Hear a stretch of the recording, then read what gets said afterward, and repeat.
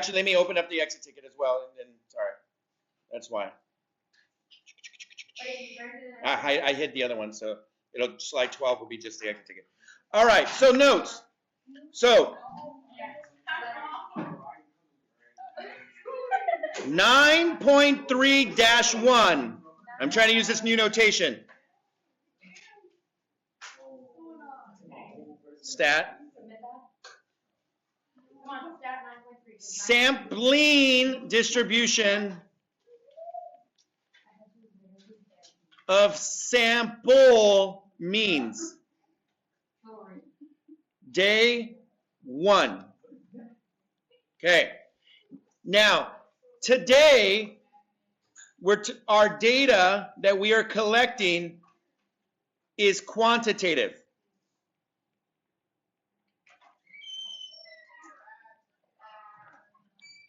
Previously, prior, it was categorical. Okay? That's not what we're doing today. The parameter, what we are trying to measure, the parameter, which we already defined before, is mu.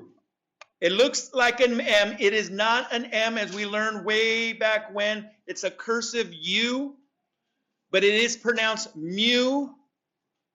This symbol stands for the population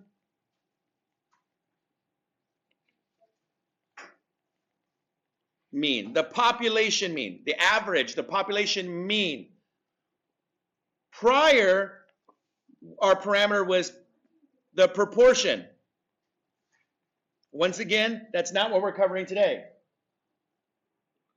The statistic that we are measuring, that you measured during your do now today, was what? What was the symbol?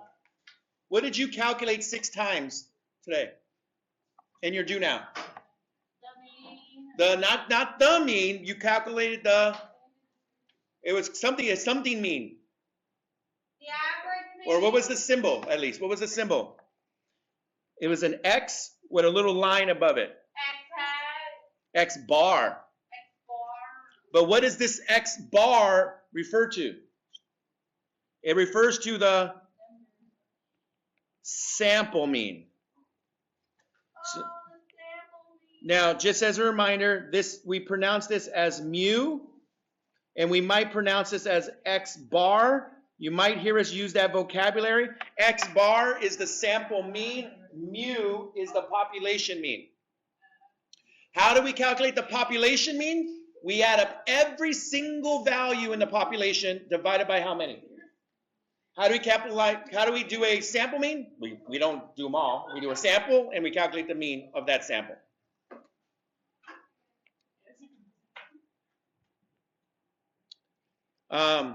Also to note, so now actually.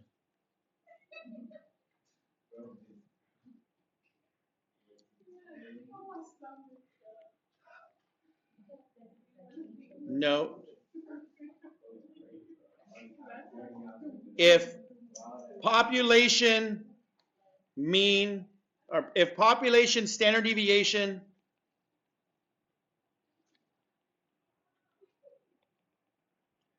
is known, then this symbol is just that sigma. Okay, sigma, the cursive O. The cursive O, sigma. All right. Next up, one of the most powerful and most important things in all of statistics is called the central limit theorem. It is probably the most important thing that is actually that allows us to do a lot of different things. We're not going to prove the central limit theorem. We might also call it CLT. You might look at it in textbooks online, the central limit theorem, but I'm going to try to just put it down in simple terms.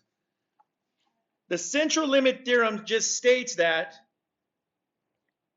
if a sample is independent, random, and less than 10% of the population. Remember, what are those? We call that S and I. These two things mean independence. If the sample is random and less than 10% of the population, then as the sample size N increases,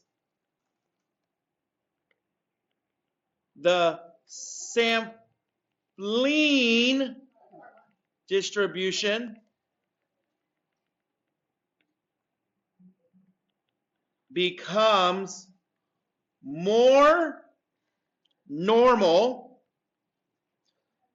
or approximately normal, with a standard deviation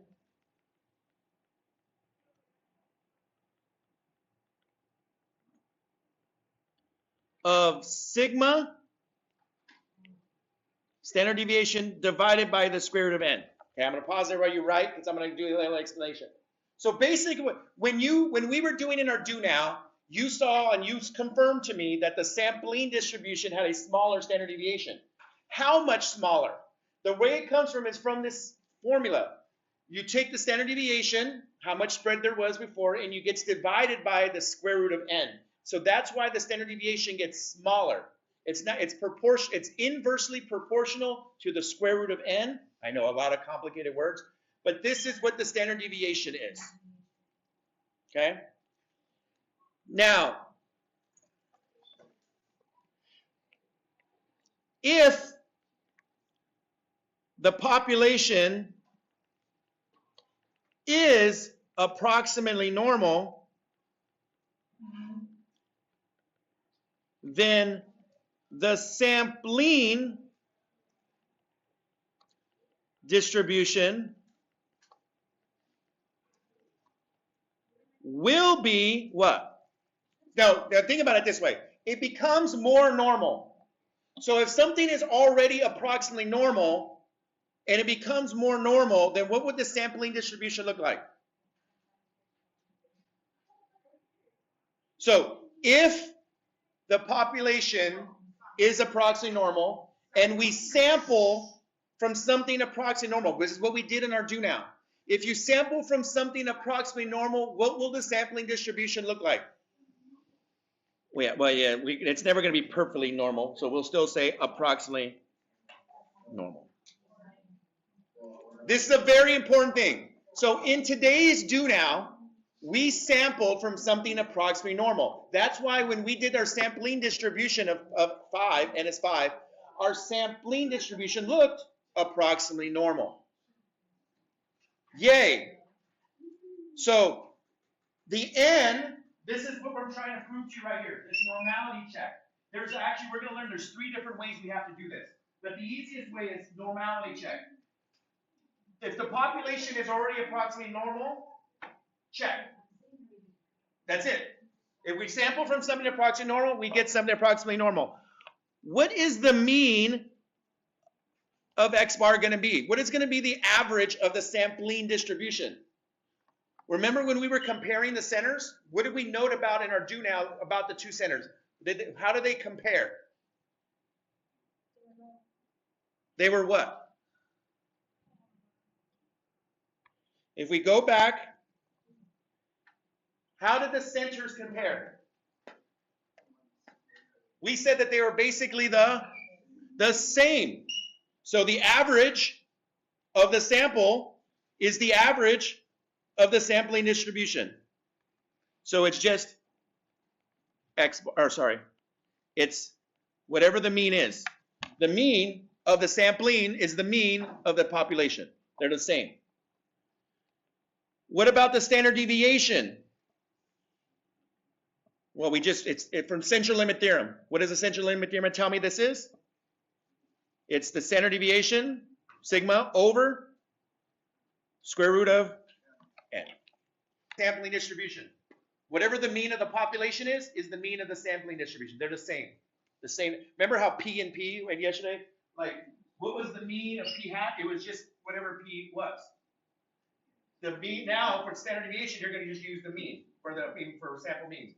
And what is the standard deviation? This is a big mistake a lot of people make. What is the mean of the sampling distribution? It's whatever the standard deviation that is given over the square root of n. So when you do that problem, you're going to see, like in today's do now problem, it said the mean was what, like 8.5? The standard deviation was like 8.5? You're going to divide that by the square root of n, whatever your sample size is. So in our do now, we did a sample size of 5. You would divide the standard deviation by the square root of 5. And that's our lesson for today.